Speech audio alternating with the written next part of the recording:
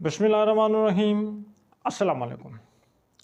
मुताला कुरान हकीम पर second year सूरह निसा के 7वें रकू के मज़ामीन के कुछ अहम निकात के साथ आपकी खिदमत में हाजिर हैं।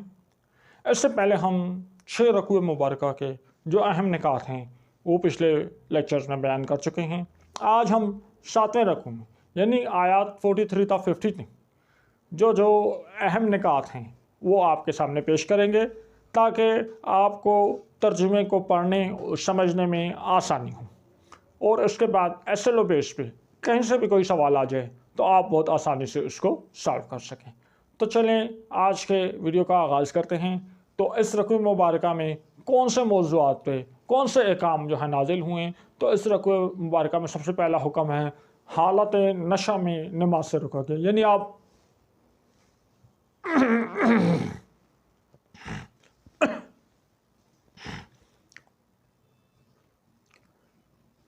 हालत नशा में नमाज से रोकना, यानी नमाज पढ़ते हुए शराब पीकर नमाज पढ़ने से मना किया। अभी देखो, अभी शराब को मुकम्मल मना नहीं किया गया, स्टेप वाइज जो है उधर किया गया था कि नशा की हालत में नमाज पढ़ने से रोका गया। क्यों रोका गया है?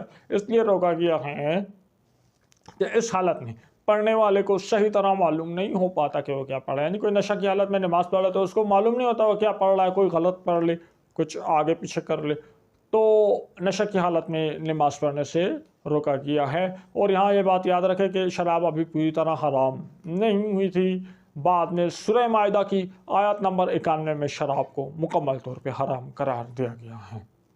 यानी इस्लाम ने एकदम से शराब को हराम नहीं करार दिया, आहिस्ता आहिस्ता पहले नमाज में मना किया और कुछ टाइम बाद फिर शराब को मुकम्मल तौर पे हराम करार दे दिया गया। नमाज के लिए तहारत को ज़रूरी करार दिया गया है। अब पानी मैसर न होने की मजबूरी की बिना पर पानी इस्तेमाल ना कर सकता हो तो तहारत के लिए पाक साफ मट्टी से तयम्मुम करने का हुक्म है। यानी कोई शख्स पानी नहीं है और कोई मजबूरी है, पानी इस्तेमाल नहीं कर सकता, तो फिर एक सहूलत रखी गई है, पाक मट्टी के साथ तयम्मुम करने का हुक्म दिया गया है। यहूद की पास मज़मूम खसलतें और अदावतों का जिक्र किया गया है। वो क्या खसलतें थीं कि यहूद ने हिदायत की बजाय गुमराही को पसंद किया है। वो सीधा रास्ता अख्तियार करने की बजाय वो गुमराही की तरफ, इस्लाम कबूल करने से इनकार किया है। अब ये चाहते हैं कि मुसलमान भी इनकी तरह राह हक से गुमराह हो जाएं। यानी वो मुसलमानों से हसद करते हैं और चाहते हैं हम तो राह हक से हटे हुए हैं, मुसलमान भी हमारी तरह गुमराह हो जाएं। मुसलमानों को तसल्ली दी गई है कि अल्लाह तुम्हारे दुश्मनों से बेखबर नहीं है, तुम अल्लाह पर भरोसा रखो, अल्लाह तुम्हारे साथ हैं, ये तसल्ली दी गई है। यानी जो दुश्मन है तो आप घबराओ मत, अल्लाह आपके साथ है, सिर्फ अल्लाह काफ़ी है आपके लिए। मुसलमानों की हिमायत और नुसरत के लिए अल्लाह ही काफ़ी है, किसी और मदद की ज़रूरत नहीं।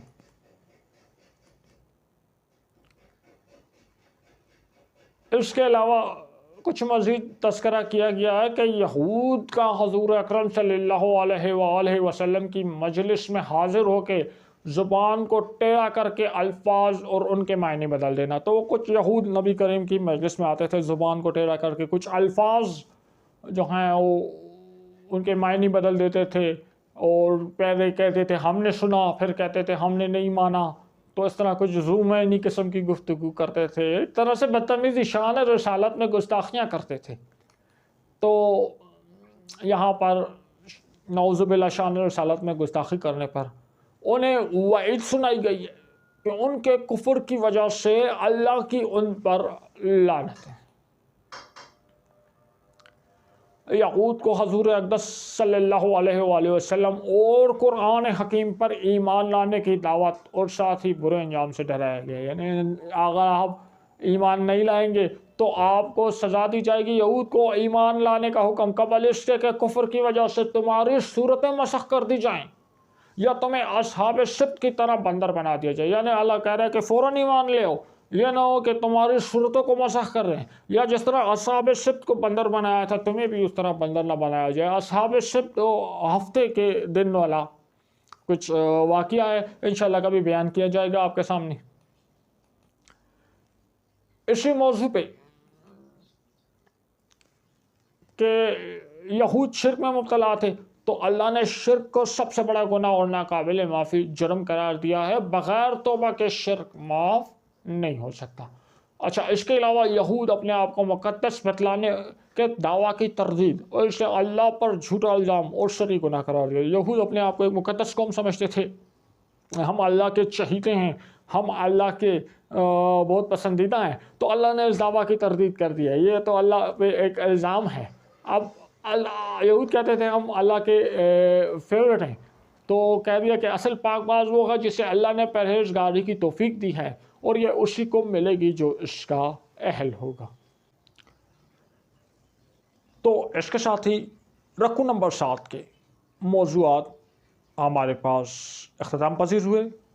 تو امید ہے آپ کو اچھی طرح لیکچر پوائنٹس سمجھ آ گئے ہوں گے۔ ان پوائنٹس کو اپنے ساتھ نوٹ کر لیں۔ نیکسٹ ویڈیو میں انشاءاللہ رکوع نمبر 8 میں جو اہم مضامین بیان ہوئے ہیں، جو اہم پوائنٹس جو بیان ہوئے ہیں، وہ پوائنٹس آپ کے سامنے پیش کریں گے۔ ویڈیو پسند آئی ہے اس کو لائک کریں، دوستوں کے ساتھ شیئر کریں اور ہمارے چینل کو سبسکرائب کریں۔ نیکسٹ ویڈیو میں ملاقات ہوگی، اپنا خیال رکھیے گا۔ اللہ حافظ۔